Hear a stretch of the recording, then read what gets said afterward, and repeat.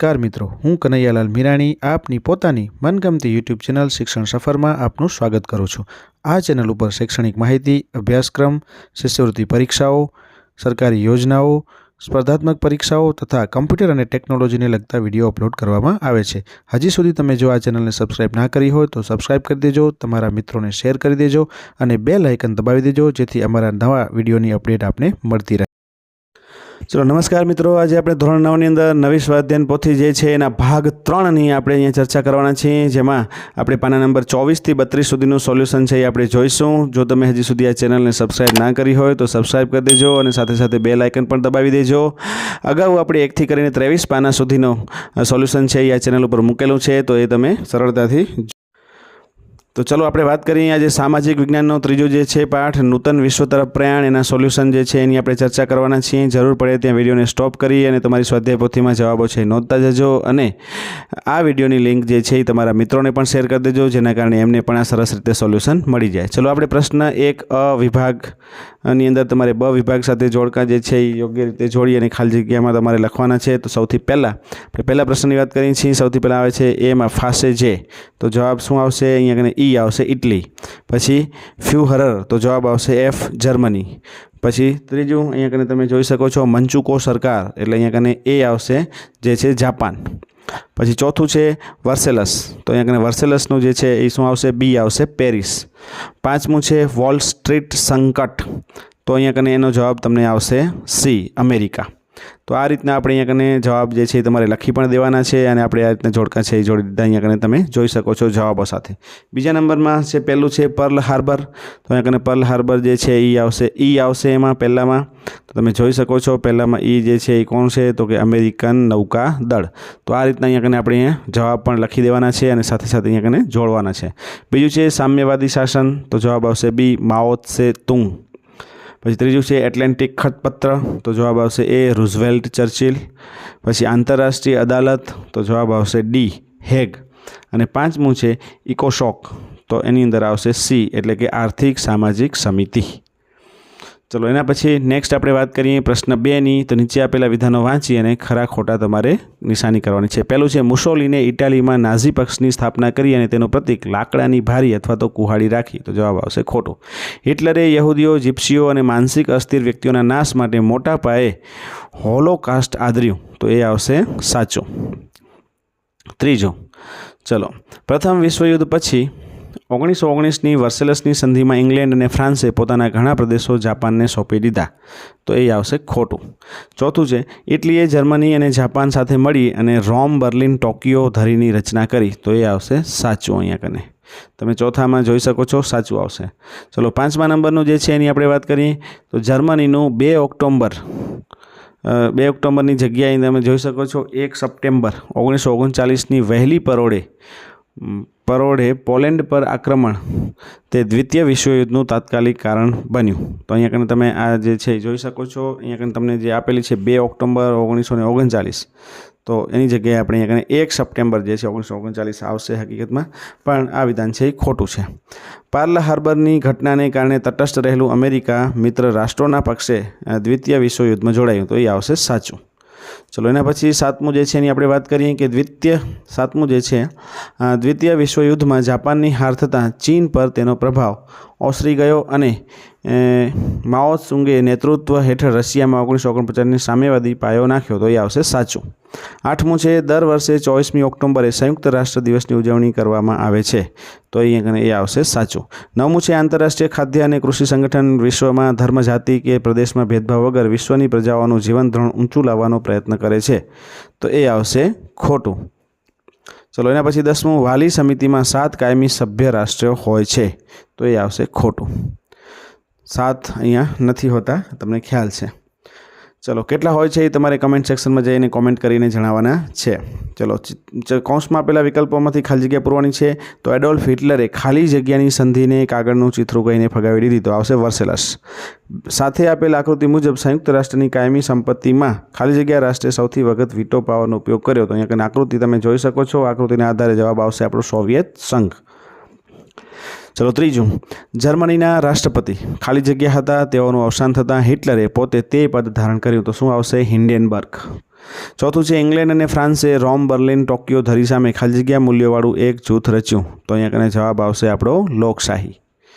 પાંચમું છે રાઇન નદી ખાલી જગ્યા દેશમાં આવેલી છે. તો જવાબ આવશે જર્મની. છઠ્ઠું, અમેરિકાએ ખાલી જગ્યાના રોજ જાપાનમાં નાગાસાકી પર અણુબોમ્બ ફેંકતા જાપાને શરણાગતિ સ્વીકારવી પડી. તો જવાબ આવશે અહીંયા 11મી ઓગસ્ટ 1945.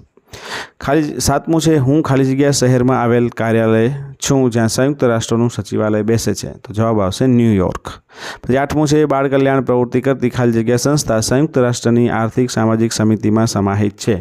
તો અહીંયા કને જવાબ આવશે યુનિસેફ. ચલો એના પછી આપણે વાત કરીએ છીએ આગળ પ્રશ્ન 4માં, જેમાં તમારે યોગ્ય વિકલ્પ પસંદ કરી અને પ્રશ્ન સામે ખાલી જગ્યા બોક્સમાં લખવાના છે. તો સૌથી પહેલાં નીચેનું યોગ્ય જોડકું પસંદ કરો. તો અહીંયા સી જવાબ સાચો આવશે. ઇટલી ફાંસીવાદ, જર્મની નાઝીવાદ, ચીન સામ્યવાદ અને જાપાન લશ્કરવાદ. એના પછી બીજું, હિટલરને જર્મન પ્રજા પોતાના તારણહાર તરીકે કયા સ્વરૂપે જોતી હતી? તો જવાબ આવશે ફ્યુહરર એ. ત્રીજું છે પ્રથમ વિશ્વયુદ્ધ બાદ વિશ્વ શાંતિ માટે કઈ સંસ્થાની સ્થાપના કરવામાં આવી? તો જવાબ આવશે રાષ્ટ્રસંઘ. ચલો એના પછી ચોથામાં અહીંયા તમે મને ઓળખો એમ કે એક આકૃતિ આપી છે ILO. તો અહીંયા આંતરરાષ્ટ્રીય મજદૂર સંસ્થા છે બી. પાંચમું છે આમાંથી હું સંયુક્ત રાષ્ટ્રોની સલામતી સમિતિનો સભ્ય નથી. તો જવાબ આવશે ભારત. ચલો એના પછી છઠ્ઠું છે જો હમાસ અને ઇઝરાયેલ સાથેના સંઘર્ષમાં શાંતિની સ્થાપના અર્થે સંયુક્ત રાષ્ટ્ર ગાઝા પટ્ટીના વિસ્તારને પોતાના હસ્તક રાખી તેનો સામાજિક, આર્થિક, રાજકીય વિકાસ કરવાનું ઠરાવે તો તેની વ્યવસ્થા સંયુક્ત રાષ્ટ્રની કઈ સમિતિ હસ્તક રહેશે? તો એ સમિતિ કઈ આવશે? તો વાલી સમિતિ આવશે સી. ચલો એના પછી સાતમું, જો યુક્રેન અને રશિયા બંને દેશો તેમની વચ્ચેના પ્રશ્નોના નિરાકરણ માટે અદાલતી રાહે શાંતિપૂર્ણ માર્ગે આગળ વધવાનું ઠરાવી યુદ્ધ રોકી અદાલતમાં જાય તો તેઓ કઈ અદાલતમાં પોતાનો પ્રશ્ન લઈ જઈ શકે? તો અહીંયા કંઈ તમે જોઈ શકો છો જવાબ આવશે આપણો બી, આંતરરાષ્ટ્રીય અદાલત હેગ. ચલો આઠમું છે ધરી રાષ્ટ્રો એટલે ખાલી જગ્યા. તો જર્મની, ઇટાલી અને જાપાન. અમેરિકાનું બીજા વિશ્વયુદ્ધમાં મિત્ર રાષ્ટ્રો તરીકે જોડાવાનું મુખ્ય કારણ શું બન્યું? તો અહીંયા તમે જવાબ જોઈ શકો છો જાપાનનો પર્લ હાર્બર પર હુમલો. ચલો એના પછી 10મું છે બીજા વિશ્વયુદ્ધમાં મિત્ર રહેલા કયા બે રાષ્ટ્રો પાછળથી પરસ્પર વિરુદ્ધ બની ઠંડા યુદ્ધના પાત્રો બન્યા? તો અહીંયા તમે જોઈ શકો છો અમેરિકા અને રશિયા. એ ઓપ્શન આપણો આવશે. ચલો પ્રશ્ન 5 છે નીચે આપેલ પ્રશ્નોના એક બે શબ્દમાં જવાબ આપો. સૌથી પહેલાં મેં જર્મનીના ફ્યુહર તરીકે શાસન કર્યું. તો જવાબ આવશે હિટલર. પછી ભારત પાકિસ્તાન વચ્ચેનો કાશ્મીરનો પ્રશ્ન સમાધાન કરવા માટે મારી પાસે લાવવામાં આવ્યો હતો. તો જવાબ આવશે આંતરરાષ્ટ્રીય અદાલત. 3 એટલાન્ટિક ખતપત્ર રજૂ કરનારા? તો પ્રમુખ રૂઝવેલ્ટ અને બ્રિટનના વડાપ્રધાન ચર્ચિલ. 4 રશિયામાં થયેલ સામ્યવાદી ક્રાંતિ? તો આવશે અહીંયા કને બોલ્શેવિક ક્રાંતિ 1917. પ્રથમ અણુબોમ્બ હુમલો આ શહેર પર કરવામાં આવ્યો હતો. તો જવાબ આવશે હિરોશીમા. ચલો એના પછી આપણે વાત કરીએ છીએ પ્રશ્ન 6, નીચેના પ્રશ્નોના ટૂંકમાં જવાબ આપો. તો પહેલો પ્રશ્ન, એક એવી સંધિ જે પ્રથમ વિશ્વયુદ્ધ પછી ઘણા દેશોમાં અસંતોષ અને અપમાનનું કારણ બની અને તેનાથી બીજા વિશ્વયુદ્ધના બીજ રોપાયા તે કયા અને ક્યારે કરવામાં આવી હતી? તો જવાબ અહીંયા તમને લખેલો છે, જોઈ શકો છો કે પ્રથમ વિશ્વયુદ્ધને અંતે પેરિસ શાંતિ પ્રક્રિયામાં વર્સેલસની સંધિ કરવામાં આવી તે ઈસવીસન 1919માં પેરિસમાં થઈ. બીજું છે સંકલ્પના સમજાવો. ઠંડુ યુદ્ધ? તો અહીંયા તમે જોઈ શકો છો દ્વિતીય વિશ્વયુદ્ધ પછી વિશ્વના રાજકારણમાં લોકશાહી દેશ અમેરિકા તરફી અને સામ્યવાદી દેશ રશિયા તરફી બે પરસ્પર વિરોધી વિચારસરણીવાળા સત્તા જૂથો રચાયા. આ બંને સત્તા જૂથોએ એકબીજાના સત્તાના ખંડન માટે તેમજ પોતાના સત્તાના સમર્થન માટે વાણી અને વિચારના યુદ્ધો રચ્યા. શસ્ત્ર વગરની તંગી રાજકીય પરિસ્થિતિનું નિર્માણ કર્યું છે જે ઠંડા યુદ્ધ તરીકે ઓળખાય છે. ચલો એના પછી બીજું છે WHO વિશ્વ આરોગ્ય સંસ્થા વિશ્વના માનવીઓનું સ્વાસ્થ્ય સુધારણાનું કાર્ય કરે છે. ચલો એના પછી આપણે વાત કરીએ ત્રીજું એટલાન્ટિક ખતપત્ર.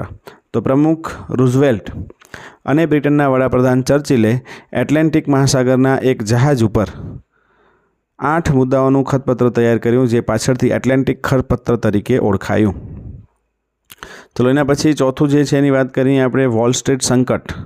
તો એનો જવાબ જે છે એકાએક અમેરિકાના વોલ સ્ટ્રીટ શેર બજારમાં ઘણા મોટા પ્રમાણમાં શેર વેચાણ આવતા શેરની કિંમત અત્યંત ભયજનક રીતે ઘટવા માંડી, તેથી વિવેચકોએ તેને વોલ સ્ટ્રીટ સંકટ નામે ઓળખાઈ. ચલો એના પછી આપણે વાત કરીએ છીએ 5મો પ્રશ્ન જે છે રોમ, બર્લિન, ટોક્યો ધરી એટલે શું? તો ઇટાલી એ જર્મની અને જાપાનના સહયોગથી રોમ, બર્લિન, ટોક્યો ધરીની રચના કરી. ચલો એના પછી આપણે નેક્સ્ટ જે છે એની આપણે વાત કરીએ છીએ જે છે રાષ્ટ્રસંઘની નિષ્ફળતાના કારણો લખો. ત્રીજો પ્રશ્ન, તો જુદા જુદા રાષ્ટ્રોની સત્તા લાલસા અથવા તો સત્તા ભક્તિ રાષ્ટ્રસંઘમાં બળવાન બની અને રાષ્ટ્રસંઘ જૂથબંધી અટકાવી શક્યો નહીં. રાષ્ટ્રસંઘની આ સૌથી મોટી નિષ્ફળતા હતી.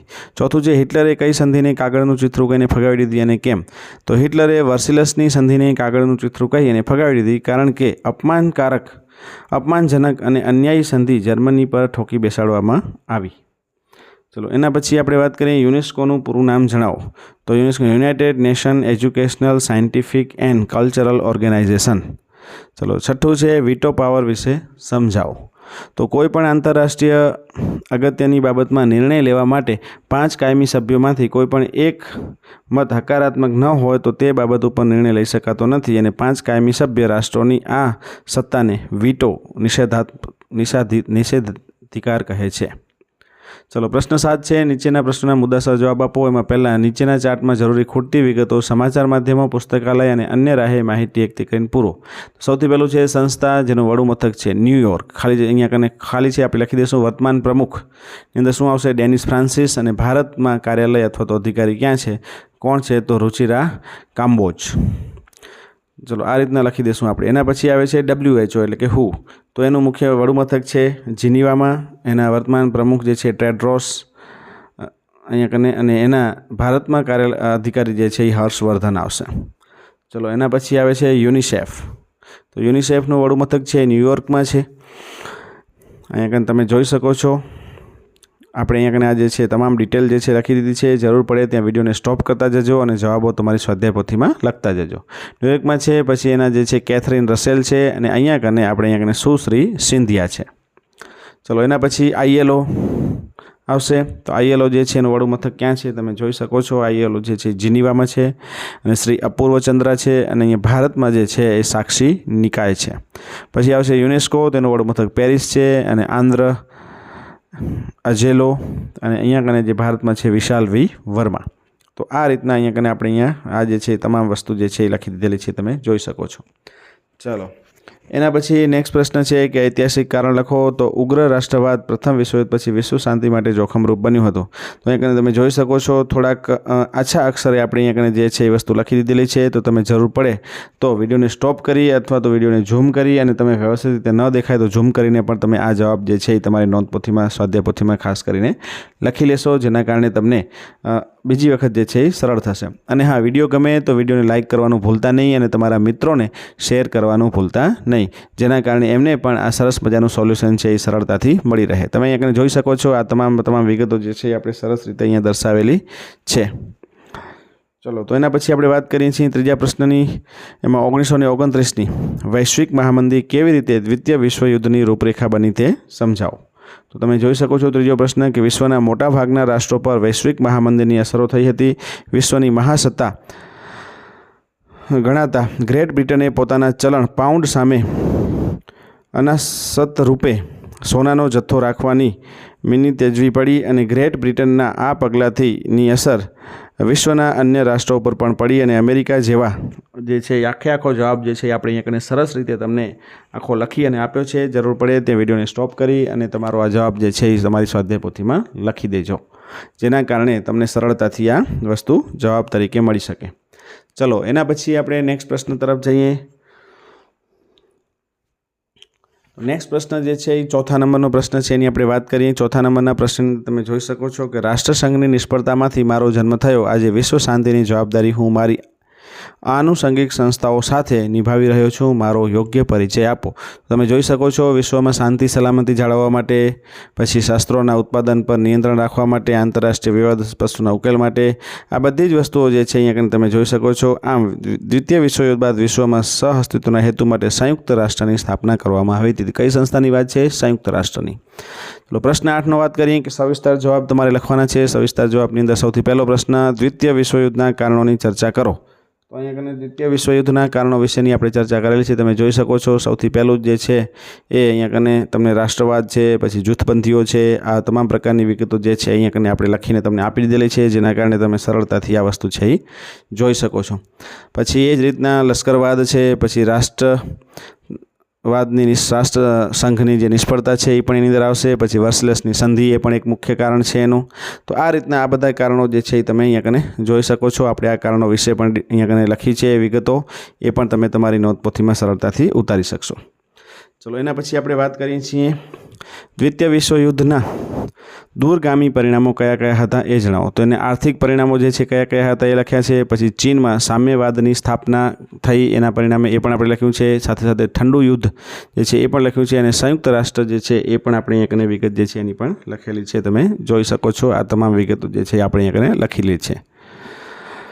ચલો એના પછી ત્રીજા પ્રશ્નની વાત કરીએ કે શિક્ષકની મદદ લઈ વિશ્વના નકશામાં મિત્ર રાષ્ટ્રો અને ધરી રાષ્ટ્રોને જુદા જુદા રંગથી દર્શાવી નામોલ્લેખ કરો અને તેમાં પર્લ હાર્બર, નાગાસાકી, હિરોશિમા જેવા સ્થળે યોગ્ય સંજ્ઞા વડે દર્શાવો. તો અહીંયા કને આ જે છે એ તમારે ખાસ અહીંયા કને આ નકશો જે તમને આપેલો છે એની અંદર તમારે દર્શાવવાનું છે. જે વિશ્વનો નકશો છે, વિશ્વના નકશાની અંદર તમારે આ વિગતો છે એ દર્શાવવાની છે. તો આ નકશો તમે તમારી સ્વાધ્યાય પોથીમાં તમને આપેલો છે, જે તમે જોયો હશે, જેના કારણે તમને ખ્યાલ આવી જશે. તો જોઈ શકો છો અહીંયા કને આપણે આ રીતના અહીંયા કને નિશાની કરી અને આ જે છે જે આપણને શહેરો અથવા તો જે વિગતો આપણને દર્શાવેલી કીધેલી છે એ આપણે અહીંયા કને દર્શાવી શકીએ. તમે અહીંયા કને આ વસ્તુ જે છે એ ખાસ તમે ધ્યાનમાં રાખી અને જોઈ લેજો. ચલો અહીંયા કને આખું આ જે છે એ વિભાગ અહીંયા આવશે. પછી આગળ તમે આ રીતના જશો તો જ્યાં જ્યાં તમારે જ્યાં દર્શાવવાનું થતું હોય એ પ્રમાણે તમે અહીંયા કને દર્શાવી શકશો. 3 શહેરો જે છે એ પણ આપણે અહીંયા કને આ રીતના રાઉન્ડ કરીને દર્શાવી દીધેલા છે, જે તમે જોઈ શકો છો. તો આ રીતના અહીંયા કને આવશે આ તમામ વિગતો જે છે. તો આ રીતના તમે નકશો જે છે એ પણ પૂરી શકશો.